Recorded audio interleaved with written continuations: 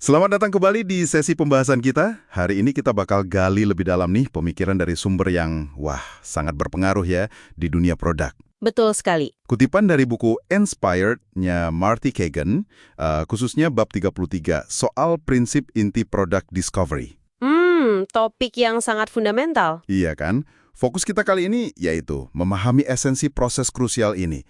Gimana sih tim produk terbaik itu bisa yakin mereka bikin sesuatu yang beneran ada nilainya? Dan itu sebelum mereka keluarin sumber daya besar ya? Nah, itu dia. Jadi misi kita nih menggali prinsip-prinsip dasarnya. Yuk kita bedah bareng-barang. Siap. Oke, gini deh. Banyak tim kan ya mungkin kita juga pernah. Seringnya langsung fokus ke roadmap, daftar fitur gitu. Langsung ke solusi. Iya. Sebenarnya apa sih kerugiannya kalau kita katakanlah agak melompati atau kurang serius nih melakukan fase discovery yang ditekankan banget sama Kagan ini? Apa pertaruhan utamanya? Wah, itu pertanyaan bagus banget. Anda langsung ke intinya. Kalau kita lewatkan discovery, itu sama aja kayak berjudi dengan sumber daya, waktu, tenaga tim. Judi ya? Iya, tujuan utama discovery itu kan sebetulnya menjinakkan atau paling nggak mengidentifikasi 4 resiko besar. Dan ini kuncinya, sebelum kita nulis satu baris pun kode produksi. Oke, 4 resiko. Penting nih, apa aja tuh? Mungkin kita mulai dari yang paling dasar, yang ke pengguna atau pelanggan gitu. Tepat. Yang pertama, dan ini seringkali yang paling krusial, adalah resiko nilai. Simpelnya, apakah pelanggan nanti mau beli? Atau kalau gratis, mau nggak mereka pakai solusi kita ini? Beneran butuh nggak sih? Oke, mau atau nggak mau pakai ya. Terus? Yang kedua, ini pasangannya resiko kegunaan atau usability.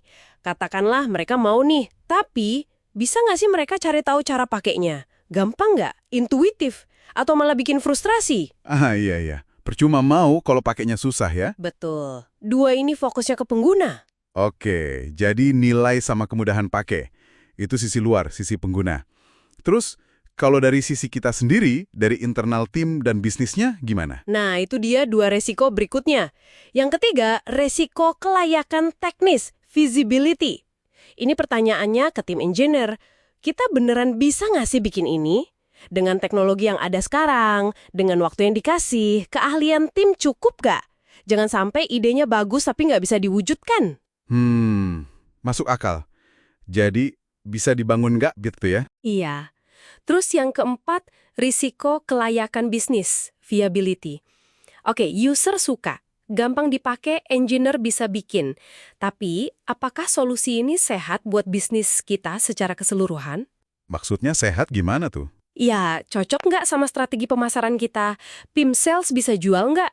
Nggak melanggar hukum atau regulasi kan? Secara finansial gimana? Ada potensi untung? Sesuai nggak sama model bisnis kita? Banyak aspek bisnis lain yang harus oke juga. Wah, kompleks juga ya. Jadi keempatnya harus aman dulu. Idealnya begitu. Gagal di salah satu aja ya produknya bisa jadi nggak sustainable, meskipun kelihatan bagus di awal. Menarik banget kalau kita pikirin menangani 4 risiko ini di depan, itu kan beda banget ya sama model kerja lama yang waterfall itu. Jauh beda. Di mana masalah-masalah kayak gini sering baru ketahuan di fase akhir, pas udah mau rilis atau malah setelah rilis. Udah telat, udah mahal buat diperbaiki. Nah, ini kayaknya nyambung banget ya ke prinsip kolaborasi yang juga ditekankan Kagan. Oh iya, itu kunci berikutnya. Prinsip fundamentalnya adalah kolaborasi yang erat dan terus-menerus. Bukan kerja sendiri-sendiri terus oper-operan. Maksudnya antara siapa aja nih kolaborasinya? Antara trio inti, manajer produk, desainer, dan engineer. Sejak hari pertama discovery, mereka harus duduk bareng, mikir bareng, cari solusi bareng. Jadi nggak bisa lagi ya, produk mikirin apa, desain mikirin gimana tampilannya, terus engineering mikirin gimana cara buatnya secara terpisah. Udah nggak bisa gitu. Fungsi desain dan teknologi itu saling terkait erat. Solusi terbaik biasanya muncul dari diskusi dan debat sehat antara ketiga perspektif ini. Oke, kolaborasi erat. Selain itu ada satu lagi nih poin dari Kagan yang rasanya kayak ya semacam kebenaran pahit gitu ya, soal ide-ide awal kita. Hanya, Anda pasti merujuk ke prinsip bahwa sebagian besar ide awal kita itu nggak akan berhasil. Nah, itu dia. Kedengarannya agak gimana gitu ya? Mungkin agak menurunkan semangat di awal, tapi ini penting banget untuk diterima. Cagan bilang, bahkan ide yang kelihatannya brilian pun biasanya butuh beberapa kali putaran, beberapa iterasi untuk benar-benar ngasih hasil bisnis yang kita harapkan.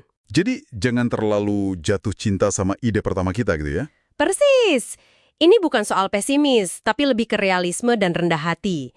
Karena itulah, validasi jadi super penting. Validasi ini maksudnya ngetes ide ke pengguna beneran kan ya? Bukan cuma diskusi di dalam ruangan meeting. Tepat sekali. Validasi ide dengan pengguna dan pelanggan nyata itu hukumnya wajib dalam discovery. Dan ini krusial, lakukan sebelum kita komit bikin produknya skala penuh. Terus gimana caranya validasi kalau produknya belum jadi? Nah, disinilah peran prototype. Tujuannya kan belajar secepat dan semurah mungkin. Kita nggak perlu produk yang udah jadi dan polish untuk belajar. Prototipe itu bisa macam-macam bentuknya dong ya? Banget. Bisa dari sketsa kasar di kertas, wireframe, mockup, sampai prototipe interaktif yang udah lumayan mirip produk asli. Yang penting bisa dipakai untuk dapat umpan balik jujur dari pengguna target kita. Intinya belajar cepat, gagal cepat, tapi dengan biaya murah ya. Jadi meminimalkan pemborosan buat ide yang ternyata nggak jalan. Persis. Itu esensi dari Lean Startup juga kan, banyak diadopsi di sini. Oke, tadi udah soal nilai dan kegunaan divalidasi ke pengguna. Lalu, gimana cara memastikan ide itu nggak cuma disukai pengguna, tapi juga bisa kita bangun dan secara bisnis masuk akal? Balik lagi ke dua resiko tadi ya. Betul. Ini nyambung lagi ke risiko teknis dan bisnis. Makanya prinsip berikutnya adalah kelayakan teknis itu wajib divalidasi bareng engineer selama discovery. Jadi engineer nggak nunggu di akhir ya? Wah, jangan sampai. Cagan bahkan bilang, kalau engineer baru pertama kali lihat idenya pas sesi sprint planning atau kick-off development, itu artinya Anda udah gagal dalam discovery. Waduh, kenapa gitu? Karena mereka yang paling tahu batasan teknisnya, potensi masalahnya, atau malah mereka bisa punya ide solusi teknis yang lebih elegan, lebih cepat atau lebih murah yang nggak kepikiran sama PM atau desainer.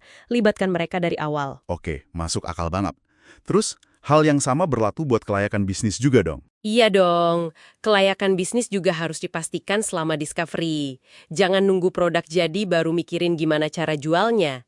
Atau baru sadar ada masalah legal. Ini tanggung jawab siapa nih biasanya? Nah, ini seringnya jadi tanggung jawab utama manajer produk. Harus proaktif ngobrol sama tim pemasaran, penjualan, hukum, keuangan, operasional, dan stakeholder bisnis lainnya. Pastikan solusi yang lagi dirancang ini bisa hidup dan berjalan di dunia nyata perusahaan kita. Jadi, PM itu kayak jembatan ya, antara ide, pengguna, teknis, dan bisnis. Bisa dibilang begitu. Peran yang strategis banget di fase discovery. Oke, ada lagi prinsip penting lainnya? Ada satu lagi yang sering disebut, dan ini kayak lem yang merekatkan semuanya. Pembelajaran bersama, atau shared learning. Maksudnya? Discovery itu bukan cuma tugasnya PM atau desainer aja yang turun ke lapangan atau bikin prototype. Idealnya seluruh tim inti, termasuk engineer ya, perlu ikut terlibat. Ikut terlibat gimana? Ikut wawancara pengguna gitu? Bisa ikut wawancara, bisa ikut observasi, sesi usability testing, ikut lihat hasil eksperimen. Tujuannya biar semua anggota tim punya pemahaman yang sama, pemahaman langsung dari sumbernya, tentang masalah pengguna, tentang apa yang berhasil dan apa yang enggak. Jadi, bukan cuma dapat laporan atau katanya gitu ya? Bukan. Ini membangun pemahaman kolektif, shared understanding, yang jauh lebih kuat. Kalau semua paham kenapanya, proses adaptasi dan cari solusi berikutnya jadi lebih cepat dan efektif. Kebayang sih. Kalau semua di tim paham masalahnya langsung, pasti beda ya semangat dan arahnya. Banget. Jadi, kalau kita coba rangkum nih ya, produk discovery ala inspired, terutama dari bab 33 ini, intinya adalah pendekatan yang sistematis gitu ya, buat ngurangin resiko secara proaktif. Betul, proaktif mengurangi resiko. Kuncinya ada di kolaborasi lintas fungsi yang erat, terus bikin prototipe cepat buat belajar, pengujian berulang nggak cuma sama pengguna, tapi juga cek kelayakan teknis dan bisnis. Jangan lupa pembelajaran bersamanya. Oh iya, dan pembelajaran bersama oleh seluruh tim. Dan ini semua dilakuin sebelum kita komit besar-besaran ke delivery atau pembangunan. Gitu ya? Anda merangkumnya dengan sangat baik. Itu intinya, ini fondasi buat inovasi yang nggak cuma sekali-sekali, tapi konsisten. Oke, keren banget prinsip-prinsipnya. Nah, sebagai penutup nih, mungkin ada satu pertanyaan buat Anda renungkan, juga buat para pendengar.